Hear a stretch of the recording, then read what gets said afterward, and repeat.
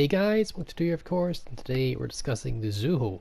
Now, let's jump right into looking modules. You really want to go for the plain modules, so flight control and air groups. There's no reason to spec anything else. You could spec AA, but realistically it's not really worth it. The special thing about the Zuho is its plane detectability. It has pretty much the exact same planes, a little bit tankier I might add, than the rujio, and we'll do some comparisons here for you here. So 6.7 detectability with 7 kilometers, and then 7 kilometers for the dive bombers. This is with exactly the same build. They're using Tamagotchi here, and let's see. So 7.2 and 10. Remember, they both got a detectability buff on the torpedo bombers. But if you can do some comparisons here, we'll do some really quick ones here again, real quick. So yeah, got 6.7, 7 kilometers, and then 7.2, 10 kilometers with a little bit less plane health as well. So that's something to note. You've also basically got the stealthiest planes in the game. I've compared it to everything, even the tier 7 Lexington, the Shikaku, and the Parsifal and Vesser. This thing is very, very stealthy planes. Stealthiest planes currently in the game. So that's something to note. In terms of secondaries, nothing really fancy. A is okay, just decent for a carrier, which is always, that. Concealment is pretty high, but you got to remember, they have mentioned this, and they are stating that concealment is for carriers is getting is being corrected. So this will be a normal concealment level. So recommended commander would be Iona if you have her. Obviously Tamagotchi works just fine. The special skill, sorry not sorry, buffing your AT bombs is something to note, and you could go full on. This is what I used for my build here. 10.4 detection, by the way, is kind of bad, but for carriers, but only now though. If you went for a full concealment build though, remember I'm also using Swirsky in this here as well. You can get 8.9, which is not bad. It's definitely decent, but that's full spec into concealment, so that's something to note. If we swap the usual back to that, and we put a camel on, 7.5. The usual is slightly stealthier, but you got to remember here that carrier concealment is getting changed. So I reckon the Zuho will be stealthier than the usual, but I do not know. Please do not quote that. Yeah. So if you're dark silhouette, it's probably the recommended choice. This is what I ran because I'm using sorry not sorry as a skill. It's her special skill. You might as well give it a go. I also went full into bombs here, so we went to burn baby burn, and we went for the bomb detectability. Realistically though, you don't want to go for look at me now, because dark silhouette gives you a 12% buff, and look at me now only gives you a 6% buff. So this is realistically what you'd run if you want to get a well all-rounded build. And the hidden threat and out of sight, these two detectability options, is really up to your preference. What are you better in? Are you better at bombing targets, or do you like the torpedoes? Because the regional torpedoes, the Zuho torpedoes are very good, and the bombs are very good as well. So you've got really good options here, but you do only have 2 bombs, and as a restriction. And they're Japanese aircraft, which means they're quite squishy. You've also got the 2 legendary skills. One buffs your torpedo bombers airspeed, and then when an enemy ship gets close to you, you get a reduction in damage, which is also handy for staying alive. You also got fully packed for the additional fighters and additional engine coolings. So I went for fully packed for the additional engine coolings. So that's pretty much the good overall summary for the usual. Also, side note, the flag for the usual looks amazing, so that's something to note. Anyway, let's hop into a match and let's see what we can do. Now, because of the concealment, I have not spec for a concealment besides Swirsky, so I've got a whopping 10.4. Something I've noticed with this is just if you keep moving, you're relatively safe, because they're going to have a hard time finding you if you're constantly moving your aircraft carrier. I'm not saying you should push into the action. If you look at that detection bubble, it looks quite large for a carrier, so make sure you're skirting the back end of the map. Don't go right at the back, because you need to have a good cycling of your aircraft. You need to have a medium comfortable range here. See, where I've got right now is actually not bad. What I'm going to do basically is just cycle in between what I've got right now, where my carrier is right now, and where my waypoint is. Remember, you hold square to get the waypoint once you go for the mini map. Now You've got no destroyers this game, so that's why I'm doing a pre-drop here, because carriers tend to have much better AA than any destroyer. So we're going to pre-drop here, and we're going to try and get what we can done. It's always good to have just do one pre-drop. You could do two pre-drops, but realistically, you're only coming with 2 planes. You're probably not going to get a full squadron drop off. You know what I mean? So we get 2 hits on the Dallas there. That's definitely going to impact him here. We're losing our planes here. We can't really bail. We've got a Bayern, which has got pretty decent AA, and a New York, which has also got very good AA for its tier, actually quite competitive. We're going to send a Hail Mary torp because, you know, there's no reason why not. We can send it back and it'll get shot down anyway. So yeah, we're going to swap off to the HE bombers here, and maybe we're going to punish the Dallas a little bit. But we do need to, as a carrier player, when you're playing a CV, you need to be looking around the map and seeing what is the most impactful part that you could influence. So is it better that you can help fight for the A? Is it better to go for B? Or is it better to go for C? There's the California and B. We spotted that earlier. We just steered well clear from it. It is on his own, yes. Usually it's a good idea to go for ships on his own. But the California A is pretty darn horrific to deal with. So you really don't want to go for that if possible. So we're going to do a pre-drop here, and we'll go for the Bayern, which is a more comfortable target. He's also contesting the cap. He is at the minute the most front ship, shall I say, on the enemy team, and he is causing the most trouble for my team at the minute. So we're going to go for him. He's giving us a relatively good angle, so we're going to go into here. We're going to line up a pre-drop. Now if you want to get an accurate drop, you just drop slightly below the white line here, so there we go. If you want to get a fully aimed drop, you just go right, there we go, and you can see fully aimed, and it's right on the Bayern. So just behind, you want your ship to be in front of the white marker. And there's that really good fire chance kicking in there. Double fire, that's always good. We've got the New York here. Again, just if you want an accurate drop, you drop just behind the white line. If you just want a good decent drop, you drop on the white line, as you can see. And there we go. 2 bomb drops, and we got 3 fires. That's always very good, and it's a nice combo. You get the fires set up, and then you swap out with torpedoes and do the same. But that being said, a look around the map here. What's causing the most influence? It's the guys on B. So that's the Trento and the Wheelbertan. Now Trento, I think, has decent SAA, but Wheelbertan's tier 4, so we should have an advantage over him. So we're going to try and drop the Emil. Unfortunately, the Trento has popped his rolling smoke, and he is going to eat my planes while I'm at it. So actually, it's probably worth the pre-drop here. So I'm going to try the pre-drop and see. Well, the blind drop, shall I say, and see what we can do. It looks like he's stopped relatively in the smoke. I don't think I'm going to get him here. I think he's gone further back. But hey, it was worth an attempt to put some pressure on, try and make them pay for getting this cap here. They're also capping A here, but it looks like it in the map. The battleship's kind of struggling with that, so we don't have to worry about it too much. But you got to remember, as a player in the CV, you got to be very careful and pick what you want to attack and when, because you have a lot of influence and you can direct the battle very comfortably. Now, if you take a look at my carrier here, bit risky where I'm actually going here. Realistically, I would recommend just sailing away here, because I'm getting myself in potentially spotted by the Trento. So something to know. Anyway, as we said, we're going to go for the Wheelbertan as much as possible because he's easier target for us. Also, he's a biggest threat to our Tennessee, so we're going to try and save the Tennessee and make sure that he tries to live. Maybe we can break the Wheelbertan's torpedo tubes. Maybe we can do that. We tried the drop a little bit early, but hey, we did our job. No, didn't get anything done. Didn't get anything done. Unfortunate, but that's just how the cookie crumbles sometimes with these HE bombs. They're very RNG focused, but the good side is you get to see that you have a chance of hitting, or you know, if you cover the ship within circle, then it's fine.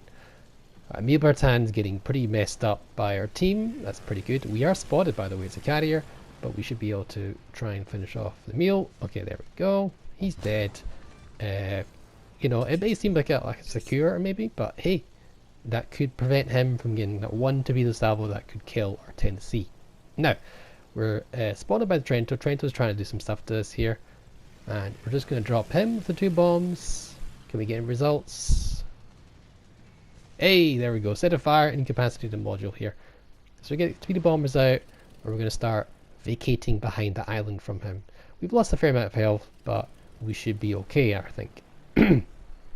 Now, I believe one of our teammates does spot this, and he says, oh, okay, our carrier's under attack, and he realizes that the influence of the carrier has is quite dramatic, so he goes for the Trento, absolutely blaps him there, because the Trento's completely focused on me.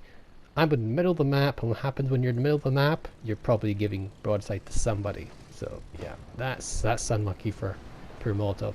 We would have had maybe 1 or 2 shots there, but we had a full squadron here. We could have dropped it 3 times, not a problem. But hey, you know what? I'm always happy. Always happy to be saved. I'm always happy with that. Always good. Now, notice we just drop our fighter planes here, just to try and get rid of those enemy fighters, try and keep us not get spotted, you know, prevent that.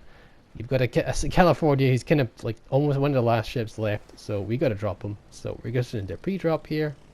This is in order to reduce the amount of planes you lose from a drop. 4 planes is definitely what I want to go for, because you need some buffer planes in order to get your drop off successfully. As you can see, California A is pretty darn spicy, and you know he's not taking too much damage this game, so his AA mounts are relatively well intact. As you can see, before we finished our drop, we basically lost 2 planes, so we used 2 planes to get the drop off, and we land both torpedoes. So we lost 4 planes for the sake of 2 drops.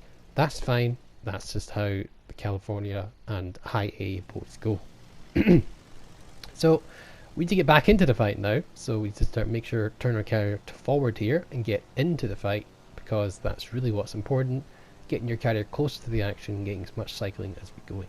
Now, as a result of what's been going on, we've actually, our team's done really well and secured a lot of the caps. We didn't really let the enemy take too much back.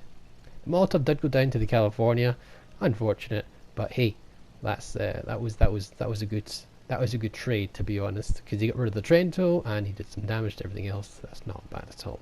So we're going to push in ourselves. We're going to do another pre-drop here, and we're going to drop it on the California, because basically he's the only one spotted, and well, there's a guy on A, but at the minute California is causing the most problems. So setting him on fire, making his damage control get burnt is always useful. As we said, the California A is pretty darn hectic, so we're just going to try and get the drops off him. He's noticed he's got a fire in the front end and back end of the ship, so we're trying to aim for the front end, try and get a fire there. Unlucky we didn't get it, but hey, probably not going to get a drop off this one plane. We're going to try though, you know, you never know. You might get it, you might not. I don't think so though. No. Okay. Gonna probably swap to the torpedo bombers? No, we keep the AP bombs on the go. Probably AP bombs are probably more effective here, because they have a chance to break the AA mounts and future drops will be more effective. So we're pushing forward here, trying to get into the action here, and that's just how it goes. We picked up 40k damage. You've not done too much damage, and it's kind of, when you've not done too much damage as a CV, it does kind of show that you've got a good team on your side here. But I think there was a lot of influence in this battle here. We kept the targets that were pushing harassed, and that gave them time for the team to do their work. You know, it's not always, carrier games are not always flashy. It's, you know, it really is, the focus of a CV sometimes can just be to provide harassment and give the team the opportunities to sink the enemy ships. So that Trento was an example there. You know, because he was rushing us, we were retreating, we were dropping him. I think we may have broken his rudder, we don't know, may have broken his engine. I don't know when we incapacitated on him, but the fact that we kept him busy for our team, people capitalized on that, and that's a result here. The initial torpedo salvo on the Dallas meant that he was much weaker, and he was he was damaged, he was in problems, and as you can see, the Dallas went out. You know, without those 2 torpedo hits, you know, he could have maybe got away with that. He could have got away, still into like the B, caused some harass, maybe caused a little bit more fire, and caused, you know, Dallas is dangerous.